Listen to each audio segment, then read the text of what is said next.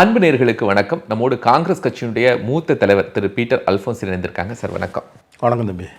Sir, பொங்கலுக்கும் அரசியலுக்கு ஏதாவது தொடர்பு உண்டா சார்? பொங்கல் என்றைக்குமே உழைப்பவர்களுடைய பண்டிகை தான். அது தந்தை பெரியார் காலத்திலிருந்து அதை தமிழர் திருநாள்னு அடையாளப்படுத்துறதுக்காக வேண்டி பொங்கலை தமிழர்களுடைய அடையாள பண்டிகையாக கொண்டு வருவதற்கு அன்னையிலிருந்தே முயற்சி நடந்தது. அதான் அது தமிழர் திருநாள்னு சொல்லுவோம். இது தமிழர்களில் ஜாதி மதம்லாம் கிடையாது. எல்லாரும் தமிழர்களாக உணரக்கூடிய திருவிழா தான் பொங்கல் திருவிழா. அந்த பொங்கல் திருவிழா பொதுவாக தமிழ்நாட்டில் இருக்கிற வட இந்தியர்கள் அவங்கெல்லாம் கொண்டாடுவதில்லை, தமிழர்கள் மட்டும்தான் கொண்டாடி கொண்டு இருந்தாங்க. இன்னைக்கு தமிழர்களுடைய அடையாளம் நீர்த்து போகுது அப்படிங்கிற மாதிரி சில இடங்களில் அந்த உணர்வுகள் வந்ததுனால பொங்கல் பண்டிகையை தமிழர் பண்டிகைன்னு உற்சாகமாக கொண்டாடணும்னு சொல்லி அதை இப்போ சமத்துவ பொங்கல் அப்படிங்கிறது மாதிரிலாம் கொண்டாடுறாங்க. அதை இன்னைக்கு பாஜகவுக்கும் அதை போன்ற ஒரு கட்டாயம் அவர்கள் மோடி பொங்கல்னு வைக்கிறாங்க. ஸோ பொங்கல் இன்னைக்கு has become more a political event.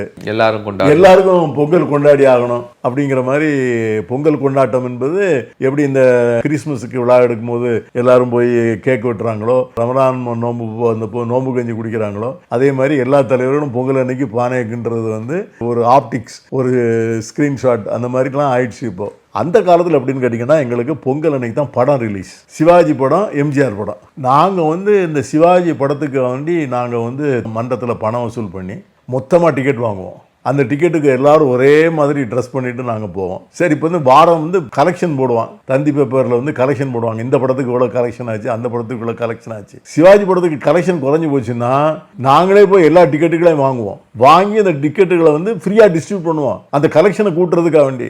எம்ஜிஆரோட அதிகமான கலெக்ஷன் இருக்கணும்ட்டு. ஸோ இதை மாதிரி ஒரு சில சமயத்தில் பட ரிலீஸுக்கு அவங்களே வந்திருக்காங்க. திருநெல்வேலிக்கு சிவாஜியை வந்திருக்கிறார். அப்போ ராயல் தியேட்டர்னு ஒன்று, அங்கே சிவாஜி வந்தார்.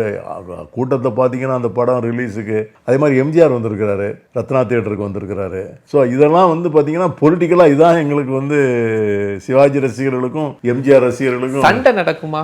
சண்டே நடக்கும், பெரிய சண்டை நடக்கும்.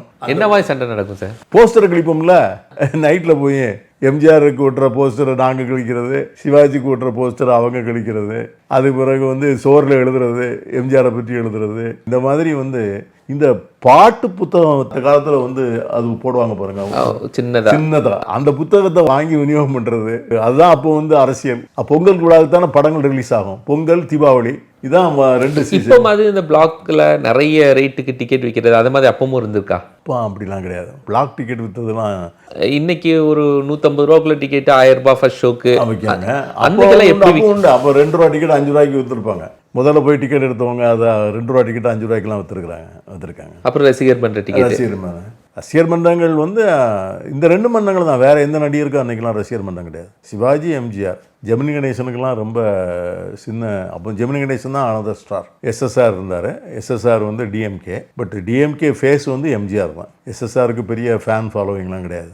ஒரு கட்டத்தில் மாநாடெல்லாம் சிவாஜி வந்தால் தான் கூட்டம் உட்காரும். அந்த மாதிரிலாம் காங்கிரஸ் மாநாடெல்லாம் நடந்திருக்கு, பெரிய மாநாடெல்லாம் நடந்திருக்குது. நான் சட்டக்கல்லூரி மாணவர் பேரவை தலைவராக ஜெயிக்கும் போது சென்னை பகுதியில் ஒரு 30 கல்லூரியில் நாங்கள் ஜெயித்தோம் இந்த மாணவர் காங்கிரஸில். எங்களுக்கு அன்னை இல்லத்தில் டீ பார்ட்டி கொடுத்தாரு சிவாஜி. எங்கள் எல்லாரையும் வீட்டுக்கு கூப்பிட்டு, அதுக்கு காமராஜர் வந்தார் அந்த டீ பார்ட்டிக்கு.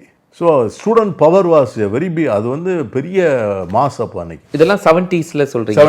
70s நான் சொல்கிறது it should be 72 காமராஜர் கடைசி 72-70. பொங்கல் அப்படிங்கிறதுக்கான விஷயத்துக்குள்ள பாலிடிக்ஸ் எப்பவுமே உண்டு. பொங்கல் ரிலீஸ்னா அதான் பொங்கல் வாழ்த்து. நாங்களாம் சிவாஜி காமராஜ் படத்தவங்க சிவாஜி படம் போடுற வாழ்த்து தான் அனுப்புவோம். இப்போ தானேங்க வாட்ஸ்அப், ஃபேஸ்புக்கில் கிரீட்டிங்ஸ் போடுறோம். அப்போல்லாம் பொங்கல் வாழ்த்து பார்த்தீங்கன்னா கடைகளில் பெரிய வியாபாரம். திருநெல்வேலியில் பஸ் ஸ்டாண்டுக்கு சாப்பில் தானாமூனா கட்டடம்னு ஒன்று இருக்கும். அந்த கட்டிடத்துக்கு முன்னால் உள்ள அவ்வளவு ஷாப்பும் இந்த பொங்கல் சமயத்தில், கிறிஸ்மஸ் சமயத்தில் வாழ்த்துக்களுக்கு மட்டும்தான் வியாபாரம் நடக்கும். அதில் பார்த்தீங்கன்னா சிவாஜி படம் விதவிதமாக இருக்கும், எம்ஜிஆர் படம் விதவிதமாக இருக்கும். ஸோ எம்ஜிஆரும் அண்ணா, கலைஞர் இருக்கிறதெல்லாம் வாங்கி அவங்க திமுக அனுப்புவாங்க. காமராஜ், நேரு, சிவாஜி இருக்கிறத நாங்கள் வாங்கி அனுப்புவோம். பேர்களை போட்டு 3 கலரில் போடுவோம், அவங்க டபுள் கலரில் போடுவாங்க. இந்த வேலைலாம் பொங்கல் வர்றதுக்கு 25 நாளைக்கு மேலே ஆரம்பிச்சுடுவோம். போஸ்ட்மேனுக்கு பயங்கர வேலையாக இருக்கும். போஸ்ட்மேனுக்கு பயங்கரமான அட்டெல்லாம் இவ்வளோ லெட்டர்.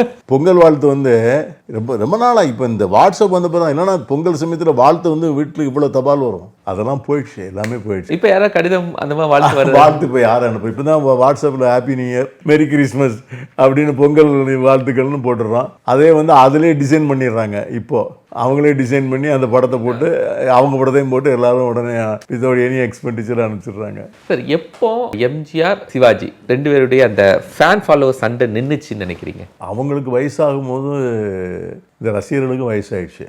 எம்ஜிஆர் சிவாஜி வந்து அவங்களும் மெச்சூர் ஆகி அவங்களும் வந்து ஒரு கட்டத்துக்கு ஒத்தப்போ இந்த கூட்டணிகள்லாம் வந்தப்போ எல்லாருமே நீர்த்து போனோம் இல்லையா.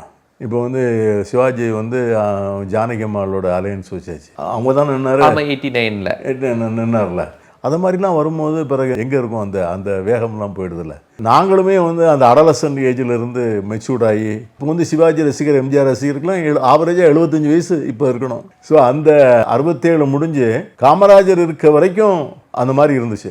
காமராஜர் மறைவுக்கு பிறகு அண்ணன் இந்திரா காந்தியோட வந்தப்போ அண்ணா திராவிட முன்னேற்ற கழகத்தோட கூட்டணி வந்துருச்சு காங்கிரஸுக்கு. அப்போ எப்படி எம்ஜிஆருக்கும் சிவாஜிக்கும் எப்படி வர முடியும்? அங்கே ஒரு செக் பாயிண்ட் செக் பாயிண்ட் வந்துருச்சுல. அதுக்கப்புறம் அப்படியே நிறுத்து போச்சு. அது ரொம்ப முக்கியமான விஷயம் தான் சார். ரொம்ப மகிழ்ச்சி. தேங்க்யூ.